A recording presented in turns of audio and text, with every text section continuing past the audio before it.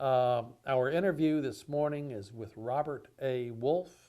Mr. Wolfe was born in Pomeroy, Ohio, January of 1924. He was in the United States Navy from 1943 to 1946, and then again 1951 to 1953.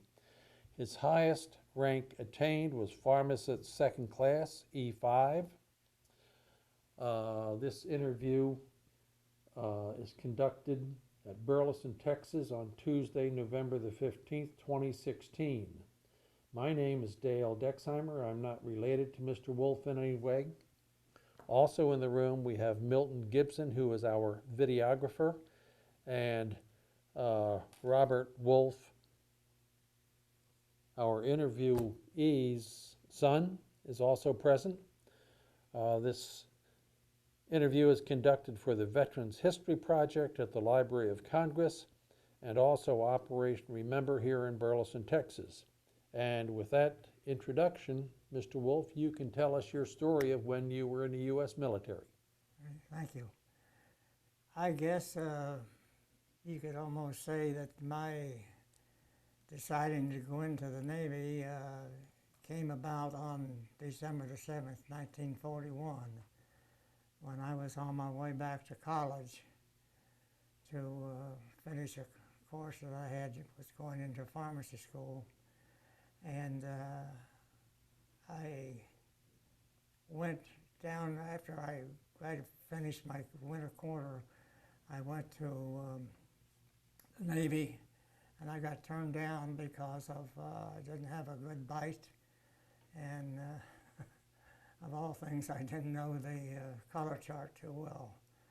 But I think I outfoxed them a little bit on the color chart because I memorized that sucker. I knew page by page. It didn't make any difference when they started. I knew page by page on that. And I went to a dentist and explained to him what I wanted done, and he kind of didn't want to do it unless he got permission from my parents. And but he did. He ground my teeth down so that I had a good bite, and I knew the color chart again. So I went back to enlisted in the United States Navy, and my first tour of duty was at the Great Lakes Navy Training Station, where I went to boot camp. I finished boot camp. And incidentally, while I was there, we had, I don't know how many inches of snow, but it seemed like it was way beyond what I was used to, that's for sure. Anyhow, I can remember working behind a snow plow and trying to get some of the sidewalks cleaned off a little bit. And the other thing about it was that the camp there which we were at was not the original, was not the new camp that they started sending all the other men to. So we were in the process of carrying sod and everything else under the sun that they wanted in there to build the training camp. From there, I graduated from boot camp, and I went to, transferred over to the Naval Hospital there at Great Lakes, which I worked at for approximately 6-7 months, I guess. Then I left there, and they transferred me up to Madison, Wisconsin, to the University of Wisconsin, which if they would have guaranteed me room and board like we had there, I would have signed up for 30 years. But we stayed in a women's dorm where we had a separate bedroom, we had a fireplace, we had guy come in and cleaned the room every day for us, made our beds. I was ready and willing to sign over.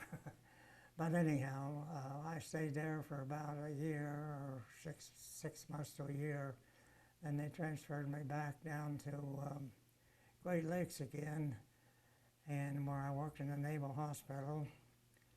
Then I was transferred from there to Newport News, Virginia, where I was assigned to the USS Ticonderoga. So I took off from there and went down there, and while I was down there, I found out that the Ticonderoga was not anywhere near completed, and they was going to ship me over to another ship, which was called the LSD-13, the USSS Casa Grande. Little explanation of what the LSD is. It's a landing ship dock. I know we surprised a lot of people. As far as I know, we were the only one out. I didn't see any others out there at all in the South Pacific when we were out there. And they surprised a lot of people when we would drop down the tailgate on that and put about 6 to 8 foot of water inside the whole ship. That surprised a lot of people, but when we used to run, I found out later on when we got out of the way, we picked them up in a staging area in the South Pacific, but we would put about 6 to 8 LCMs in there with a tank in them. And that was our main purpose, was to go in and drop those tanks off in the day of the invasion. But anyhow, I stayed there. While I was there, I drove an ambulance for the hospital there at Newport News, and I also got a leave from down there, and I went home, and I got married. So I went overseas as a married man. We stayed there for, I don't know, 2 or 3 different weeks, I guess it was. And while we were there, I got to ride the ship down the ways. I was on board when it was commissioned, so I was called a plank member because I was on board the ship when it was commissioned. We went through all the training exercises of shakedown cruises. And one interesting thing was we went through a large cage. They took all our watches and everything away from us. They put them in something, I don't know what it was, but we went through an electric cage that was supposed to control the electricity on the ship, I guess. From what they were telling me, I really didn't know about it.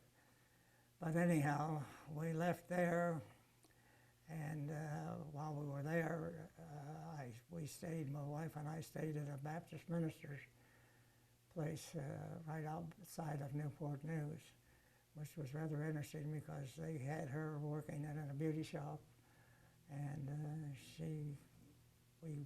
every day we would say goodbye, because I didn't know when I left in that morning whether I was going to come back at night or not. We just didn't know. But anyhow, when we finally left there, and we went through the Panama Canal, and from there we went to Pearl Harbor. Even though we were a little later on in the war than what some of the fellows went through there to Pearl Harbor, it was a sight I'll never forget. I know that. So we pulled into there, and then we went from there to Guam.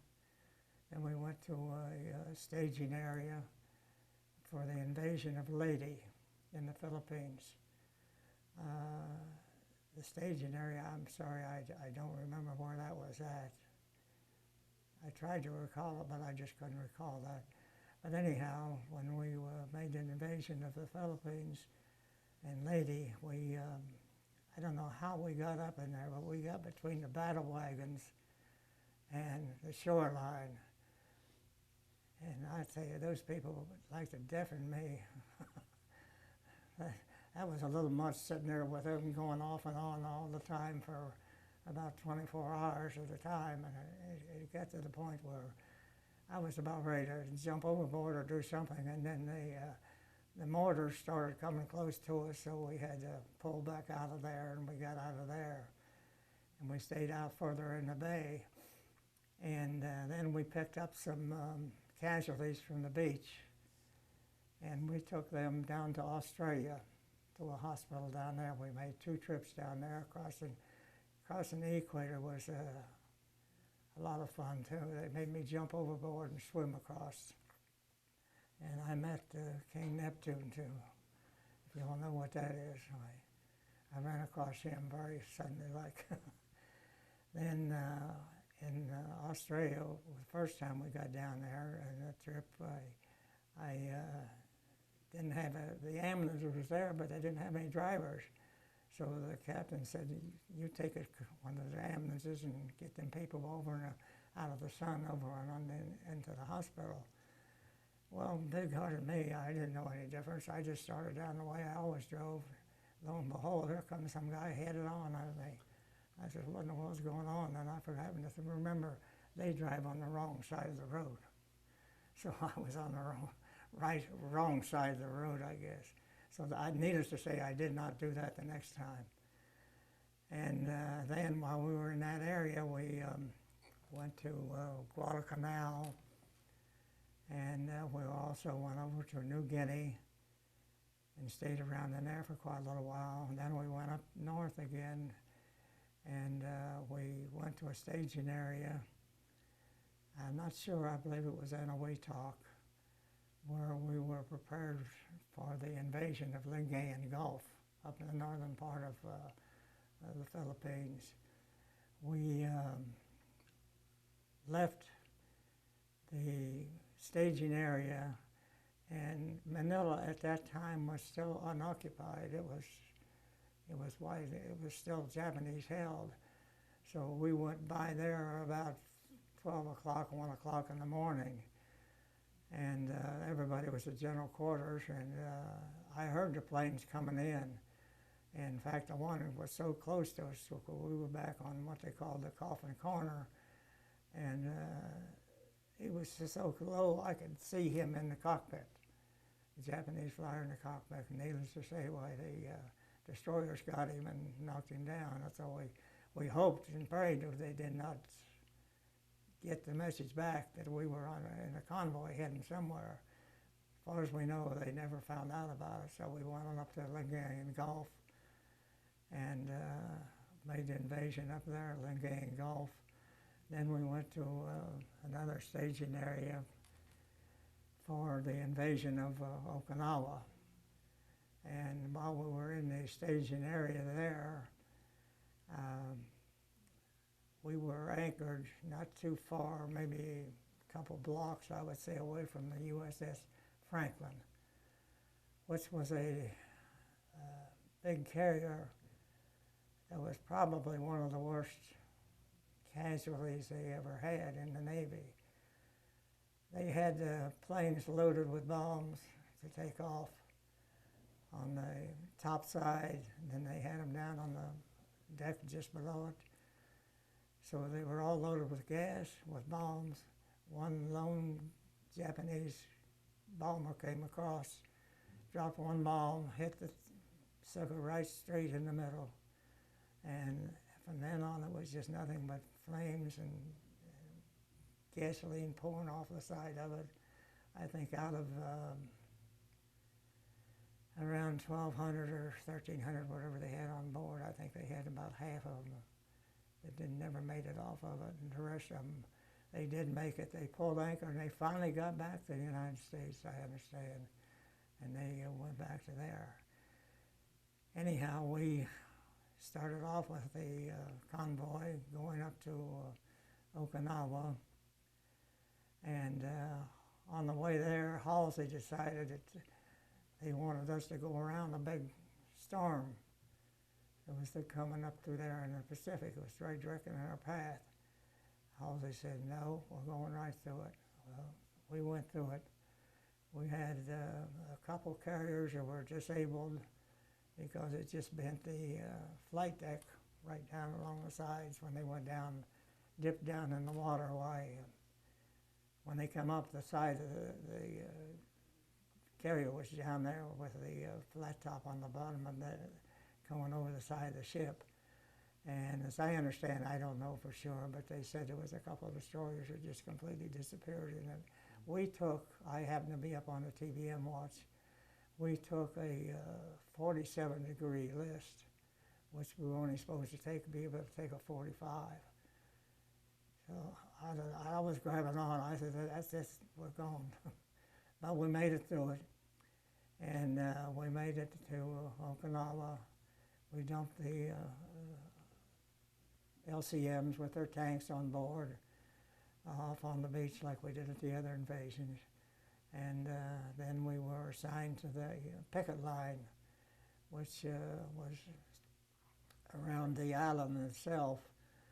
And we would come in every night, and then we'd park and set the ship up on one of the docks. We used to be in a certain, I forgot the name of the area we were in, but anyhow, we were in this one area, and Tokyo Rose came on and said, she named our ship and all, and said, you were in such and such a position. You were going to get started with a kamikaze tonight. So got the old man a little bit perturbed, so he moved. And we moved out of it, and it was saved from it. But one of the guys on board the ship got injured, and I was assigned to take him over. There was a big hospital ship out in the middle of the bay, and I was assigned to go over and take him over to the hospital and get him on board and see that he was comfortable and everything. And that night, we were back out on the picket line. That hospital ship was lit up like a Christmas tree. I mean, the Red Crosses on it were just floodlighted. It was just completely, you knew what it was. There was no doubt whatsoever. I don't care what sign language or what language you had or whatever it was. You knew what that was, what the Red Cross stood for.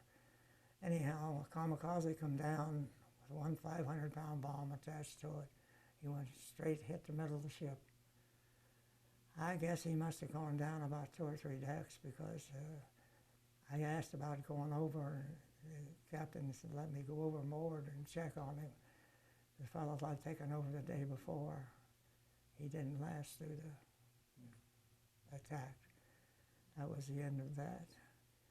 And from what I understand was, with the kamikazes, if they would have had more kamikazes, they might have made a different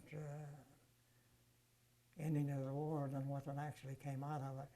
We got a little bit of problems in Okinawa there, so they sent us back to Pearl Harbor for repairs, and Pearl Harbor was unable to do it, so they sent us clear back to the States. We were in Oakland, California, and we were in dry dock there, and they sent us, the men on board and with their wives, they sent us up to R&R at Yosemite National Park, which was fine with me. I like nothing about wrong with that at all. Incidentally, my wife had never been on an airplane before in her life. When we hit Pearl Harbor, I had the captain of the ship was going to go back aboard, or going to fly into California, so he took some letters from us. One of them was that I told her that I was coming in, and she flew out. But the problem was, we had a little problem. We were assigned a different place in the docking than what they said we were going to be. So I was sitting there, and I knew my wife had landed, and I didn't know where in the world she was at. And finally, she went to a Navy chaplain. I don't know how she found out about that, but she did. And the chaplain called me and said, "I got your wife." And I said, "Oh boy, that's really good news." So we got that settled, and then we went up to R&R, and we were up in Yosemite National Park when the war ended. So we rode like crazy trying to get some bicycles to get down to the store and get a few things. But the store was closed up for a celebration of the end of the war and everything. And that was just about my story for the World War II. They did call me back in 1951. I got the notice. Well, I didn't get the notice. My wife, unfortunately, got the notice, and I was working as a pharmacist, and she called me. I couldn't understand what in the world she was saying, And so I had to leave and go home, and come to find out she was showing me this letter that the United States Navy wanted me back in January the 3rd of 1952. So I went through the process of, they said, well, since you've got your degree, we'll make you a lieutenant. And I I had a chief bosun mate that followed me around for about 2 days while I was going through the exercises in the physical and everything. And when it come the time to sign the papers, I just was ready to sign. I just happened to notice it said up to the top, USN. And I said, no, Chief. I don't want USN. Oh, yes, sir. He says, you were USN before, so they want you to stay USN. And I said, ain't no way. And I tell you what, that chief turned from red to blue to purple to what other color you want to put on it, and talked the same language, because I guess he was due for about $500 for getting me to sign over. So anyhow, I went to Great Lakes Naval Training Station. I was assigned to a missile cruiser out of Philadelphia. And while I went over one night and was sitting in the PX there, and I noticed these officers that were sitting over there, and they were commanders, and I thought, well, one or two of them looked kind of familiar to me. So I finally got up enough gumption, I went over and introduced myself to them, and come to find out one of them was on, the full commander was on board my ship as a Lieutenant JG when I was on board the ship. And so he said, well, do you really want to go over there on a missile? I says, I may be a little stupid, but I don't think I'm that dumb. No, I don't want to go. And he said, well, let me see what I can get something done for you. And so the next day, well, he called me, and he got me assigned in the pharmacy there at the Great Lakes. So I worked a double shift. I worked in the pharmacy in the morning, and then in the afternoon, I went to work as in the checkout point for going on leave. So that's my story.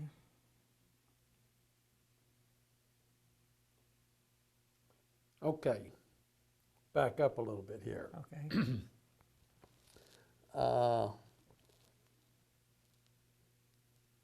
Did you have a degree when you went to boot camp? No.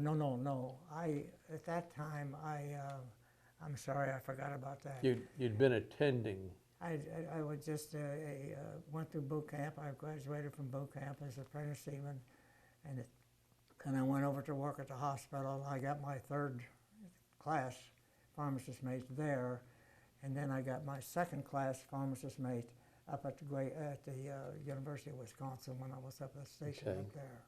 But you had attended college before? Yes. I had about a year and a half in college before I went in. As working toward a pharmacy degree? Yes. Okay. Yes, I so was in pharmacy college. you stayed in the same field? Oh yes. Okay. Yes. Okay. What I really wanted to do was to become a doctor or a surgeon, because that's all I did in the service, was helped out in surgery all the time at Great Lakes. And when I was up at the University of Wisconsin, that's where I worked up there, was in the surgery department, and same thing on the ship. And so I wanted to be a doctor, but when we graduated, there was 3 of us, 2 identical twins, and myself. We all applied for medical school, and why I know they only accepted 1 of them, I don't have any idea. It actually broke the one twin's heart. But then I applied for dental school, and they decided they'd take me in dental school, but then I said, I don't want to be a dentist and looking at mouth, teeth all the time. So I said, no, thank you, and I just went on and got my degree, and that was it. When you went to Great Lakes, a little bit about that experience. I suspect it was the first time you were subjected to military discipline. That was a little bit difficult to get used to. somebody telling you when you was going to go to bed and when you was going to get up in the morning and everything like that. In fact, it lasted, as far as I was concerned, about 24 hours a day. And the chief, I can't remember his name, the chief was a bosun mate that helped me out, was the one that was in charge of our group. He, he had more rules and regulations, I think, what the Navy had too. I know I spent a lot of time with a full pack on my back running around the track down there so many times after he had assigned me to do that. How long was your boot camp, do you remember? I'm sorry, I wouldn't really want to say. During the war, I would imagine it was abbreviated. They're probably trying to get you through boot camp pretty quickly. Oh yeah, yeah.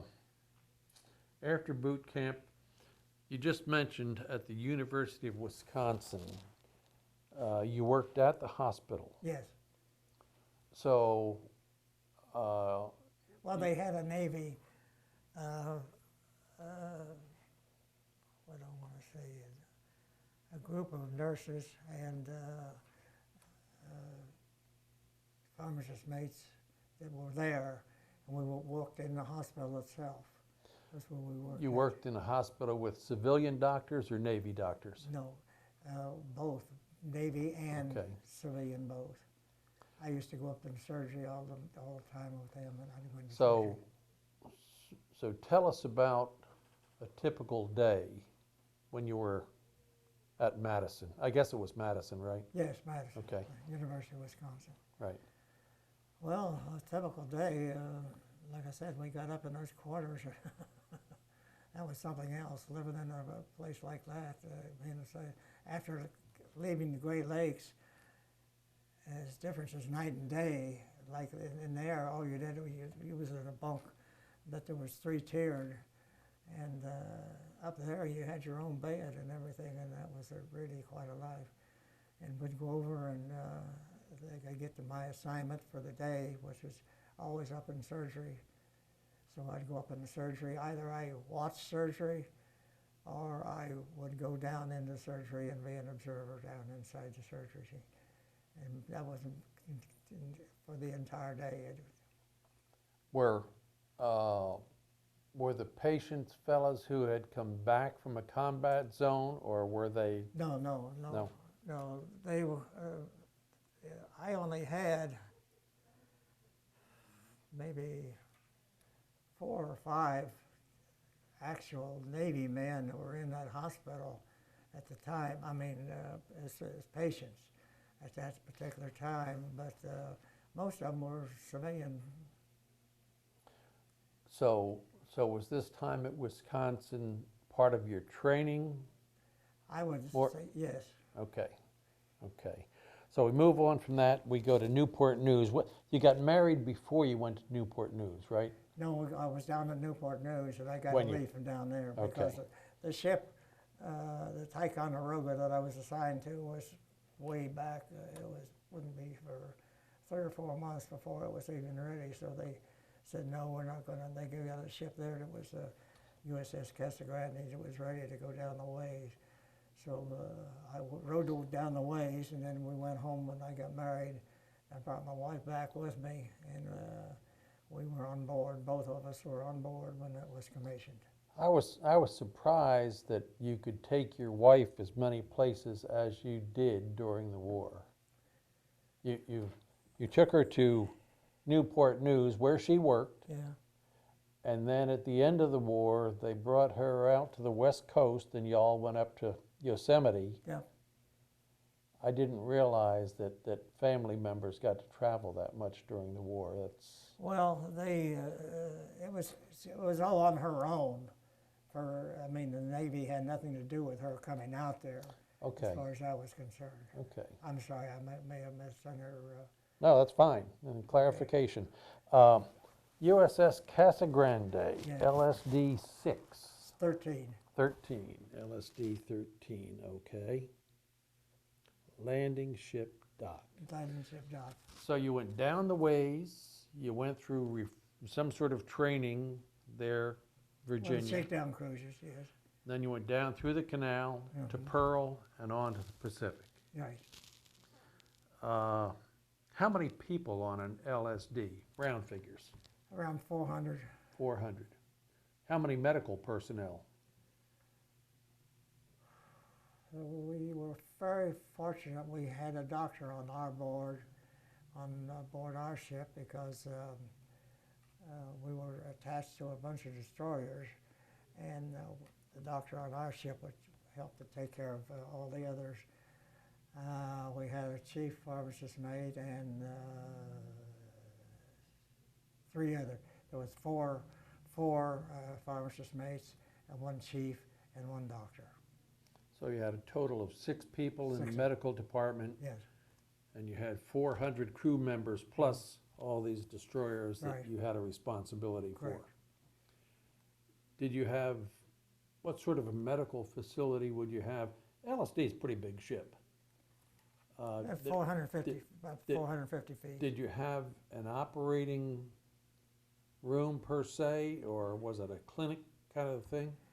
No, we had a small operating room. We had 8 bunks in there. We could only let them know that we could only take 8 people, but at that particular time they were kind of pressed for capabilities of getting the men back down to a hospital. If you got something that was beyond your capability, injury that your chief didn't think you could handle, I guess then you took those people to Australia, the ones that were. Yes, yes. Okay. If you had somebody come in for an appendectomy, you do that on board? We did that on board. We did we did one appendectomy, and you asked me too quick. One other surgery, I can't remember what that was. You have a number of burns. The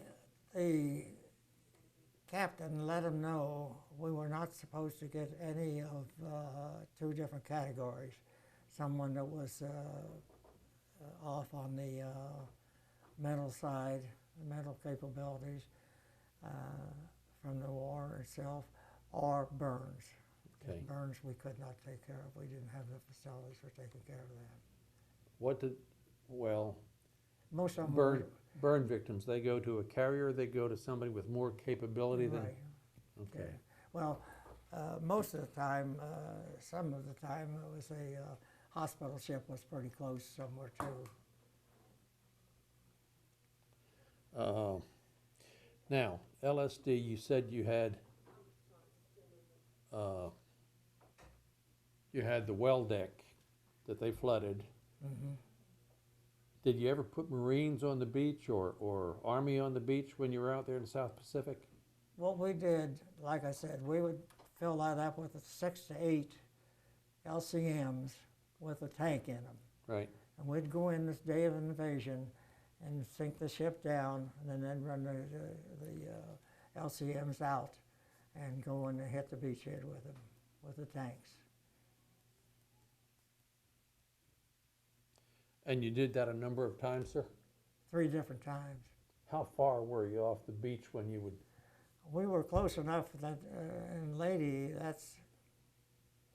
they came pretty close at Okinawa too, but at Lady, I particularly remember I couldn't figure out what in the world the big splashes were coming alongside the ship, and they said those are mortar shells. And so the old man pulled us back. We went back on the other side of the battle wagons. You were at general quarters whenever you put these folks on the beach, I assume you were. Oh yeah. What was your station at general quarters? I was aft on the ship underneath a quad 40. So you're a gun crew. No, I was No. underneath of a Okay. quad 40. The quad 40 set up Right. quite a bit high, Okay. and my battle station was right underneath of that. And your function at the battle station, you were a corpsman? Yes, Okay. So if you had any injuries during that GQ, if they were somewhere close to you, close to you me. would handle that That's particular right, yeah. injury. Well, we had Okay. the rest of the other 6 were, 5 were be somewhere else on the ship too. Okay. Uh,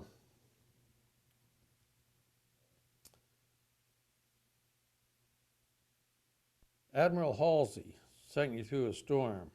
Yeah, I think 31 knot Burke was involved there, and they did lose a couple destroyers. 47 degrees on something as big. Having been in some of those situations, if Bureau of Ships said she was allowed to go 45 before she turned turtle, 47 was a long way.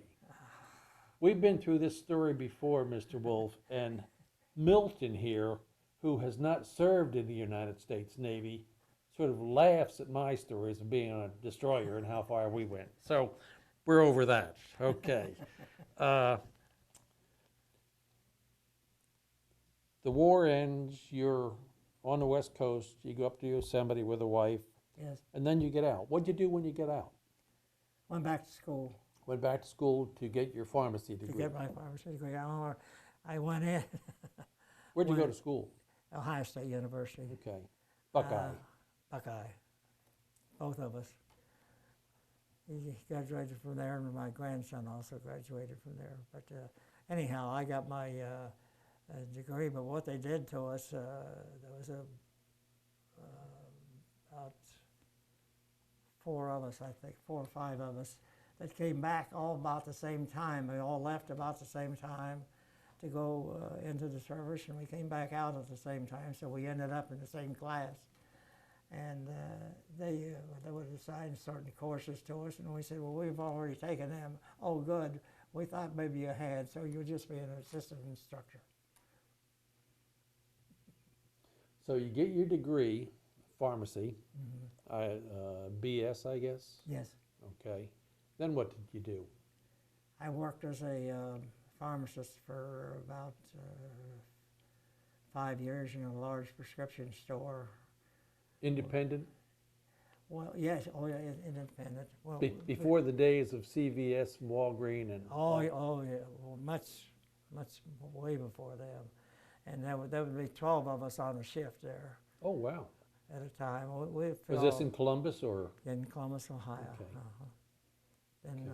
when that's why I was working when they called me back to go into the service a second time in '51. And you were commissioned when you went back? No, I refused. You wouldn't sign for the USN? No. As you told the story, I thought there was an option USN or USNR. R. Would you have signed for USNR? No, it was. No? I didn't know that at the time, but when it come down to the point, they said I was USN. Just like I called them and tried to get off of me and called back and everything. You know, I said, I was married and we just had one little boy. He was, Bob was 2 years old, I guess he was. And but they said no. I says, well, I've got a discharge. They says a discharge don't mean a thing to us. So I got another discharge from the Korean War too. I got another one too, but I guess according to them, I'm still in the Navy. So they called you back, and you did most of your time in the Korean War. All the time. You did all of your time Newport News? No, at Great Lakes Naval Training At Great Station. Lakes, okay. They assigned me to the pharmacy there. I worked Okay. in the pharmacy in the afternoon, in the mornings, and in the afternoons I went over and worked on the outside part. Okay, so Korea comes to an end, and they give you another discharge. What'd you do this time?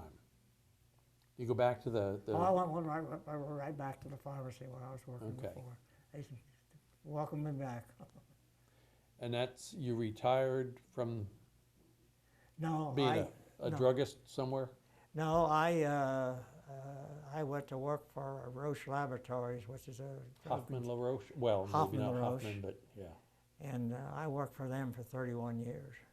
I called on primarily I had, well, I did have a little bit of calling on physicians per se in our office, but most of the time I was in the hospitals. I was called a hospital man, and like one time all I had was Ohio State University.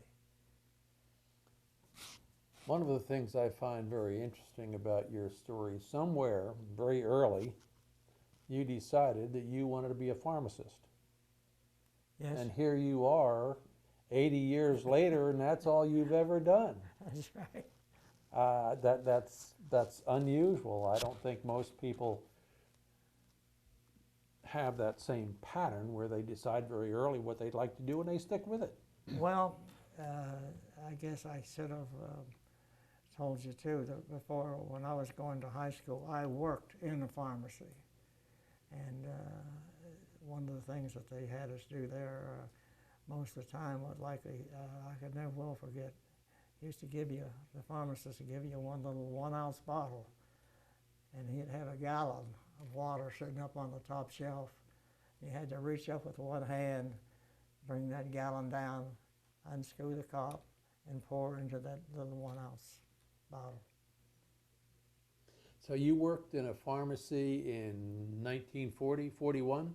40, 41. No, in 39 and 40. 41 I was in college. Okay. You've seen a lot of change in the pharmaceutical business in those years. Quite a bit. I don't know. Did you have a soda fountain in the drugstore back in those years? Oh yes, we did. We sure did. Had a big soda fountain. With a soda jerk? But I got disgusted with it because I figured it out. I was the running the store, and I figured it out. That fountain was costing us, I don't remember now how much every month. So I just had them come in one night, tear the fountain out, and put in a cosmetic bar. My wife come down and worked in the bar during the night, or come down and worked there in the evenings, since she was a cosmetologist, so that worked out. One more question, sir. 2 questions, really.